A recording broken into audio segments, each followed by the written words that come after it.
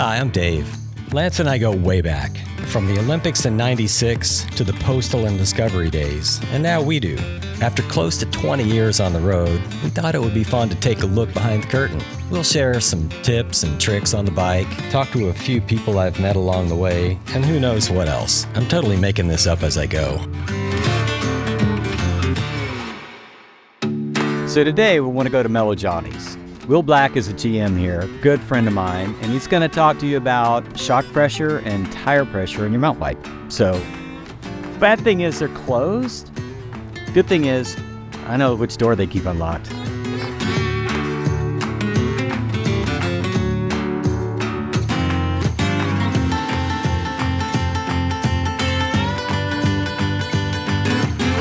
Hi, this is Will. I work here at Mellow Johnny's Bike Shop, downtown Austin. And today I want to go over a couple things on a full suspension mountain bike. The first being, I want to talk about air pressure in your tires. I feel it's pretty critical in terms of how the bike works for you and how it performs. Specifically, as these mountain bike tires and rims have gotten fatter and fatter or wider, and the tires have gotten bigger and bigger volumes or larger volumes. What I've found personally is that a 1 or 2 pound or 3 pound air pressure swing makes a pretty dramatic change in how the bike feels. Ultimately, what you're trying to find is you get that perfect balance between the optimal cornering traction and kind of just enough sidewall flex and give that it's helping you get around the corner versus feeling that tire kind of buckle and fold under you. I'll give you an example for myself. I run a tire very similar to this on a rim of approximately the same width. And I'll run about 19 PSI, 19.5 PSI in the front, and I'll run about 20 and a half, maybe up to 21, depending on terrain. And that's kind of the pressure I've found that works for me. It's different for everybody in terms of your riding style, more specifically your body weight. But you have to kind of find that zone by experimenting. So what I will typically do, if I'm going to a new trail, is I'll start with what I think is more than I would typically ride. And then as I'm riding, I will just gradually let a little bit of air out. Again, a little bit makes a big difference. So I'll lose a little bit of air pressure, and then you'll kind of find that sweet spot.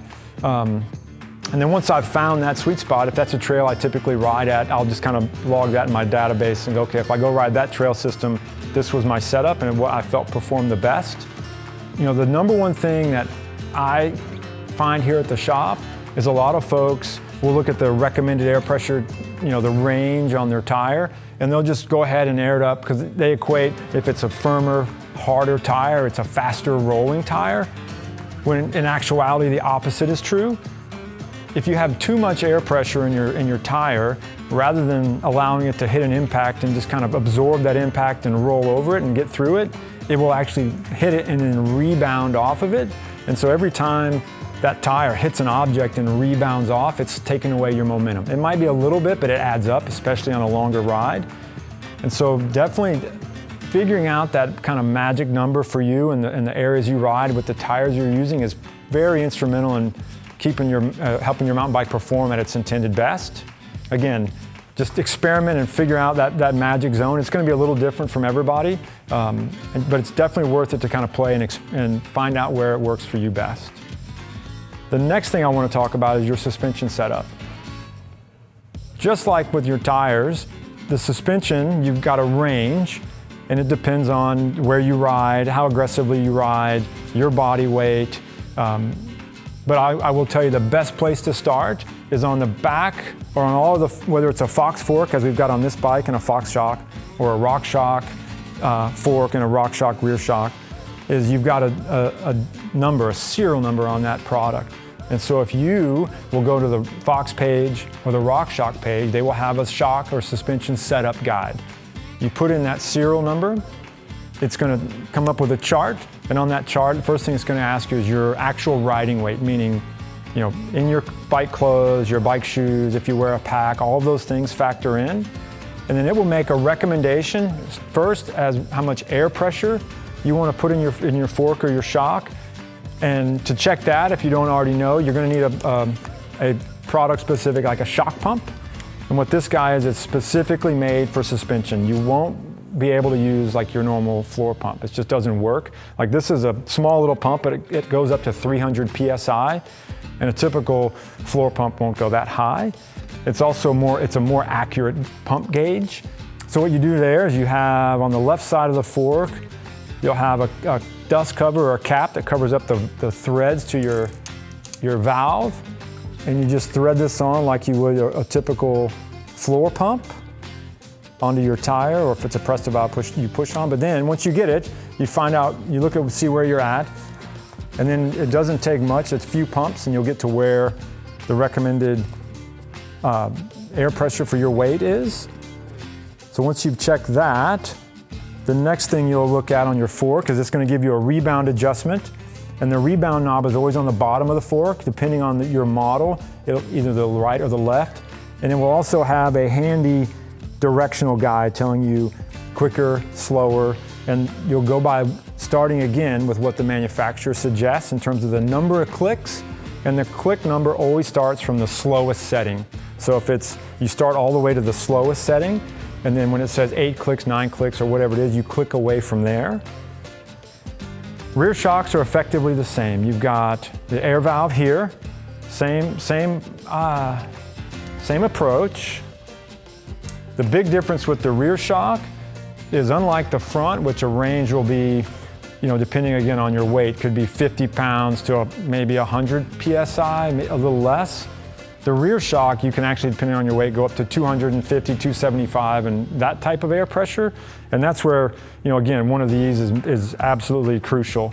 So the same thing, you'll put this guy on your valve, and then just give it some air until you get to the recommended amount. You can also, you have a little bleed valve, so if you go over, you can just bleed a little bit out.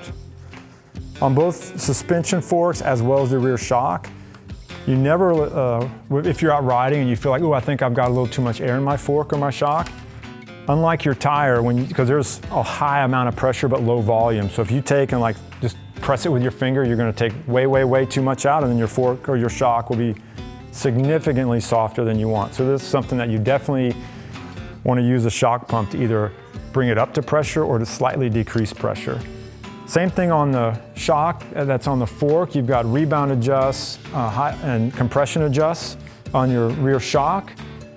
One thing I didn't mention at the start is you always want to set the setting. You've got a lever here to change and firm up your suspension, whether it's a complete lockout or just firming it, or changing the way the amount of firmness feel.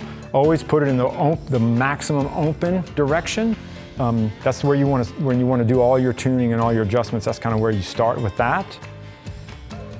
These little guys here help you kind of figure out when you've made all these air pressure adjustments if you're in the right zone. Along with all those air pressure, rebound, compression adjustments, they're going to tell you a sag number. And a sag number is when you're on the bike and it's static, you'll want to compress it through its travel a few times. And then once you kind of compress it, just stay seated, and then move this to wherever the shock, till this bottom's on the shock, and the same thing on your fork, and it will give you a millimeter number. Like on the rear, it's going to tell you this guy should be 15 to 20, let's say, millimeters for your weight here. And that tells you if you're in the right range. Same thing on the fork. You've got this little rubber adjuster, and it's going to give you a percentage, a millimeter or a percentage of travel that you're going to want to use on setup, because it should settle into its travel a little bit.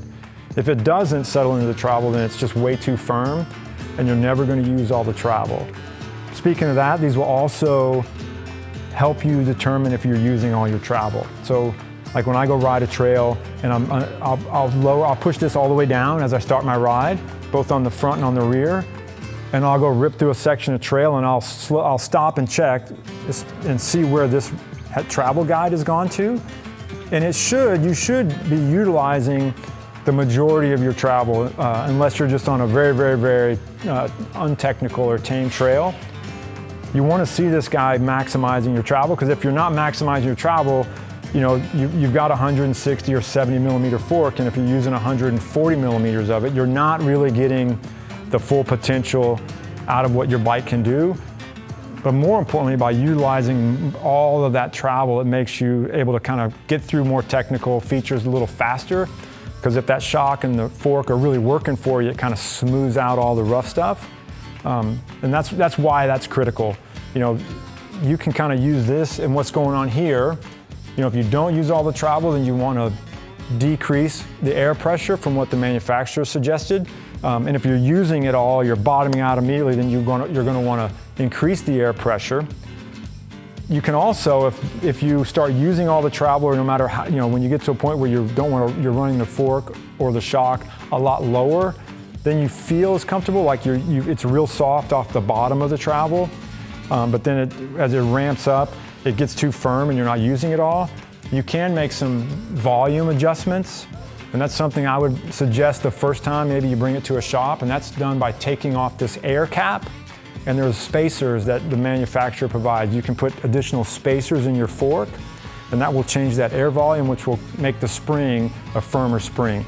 They have the same exact thing for the rear shock as well. But again, I would leave those two things, at least the first time, to a shop to do for you. All the other stuff is all just external adjustments, and you can't really do any harm, whereas if here and here, it's good to kind of see someone go through it at least once, and you'll get the gist of it. That's all I have for you today. Thank you very much.